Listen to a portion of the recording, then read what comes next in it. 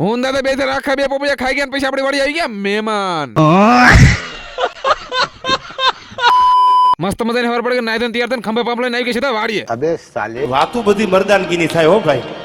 હા એટલે પણ ના દવાની શર્ટ એટલે ભીંડામાં ખાતર છોડાવવાનું છે.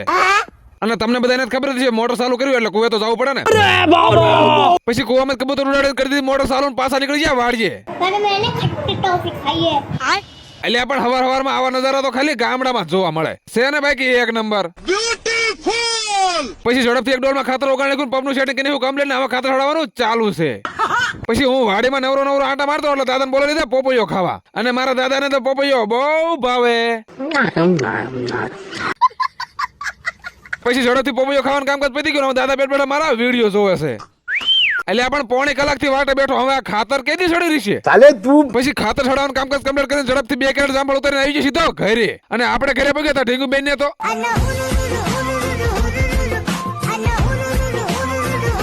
अरे बस कर भाई.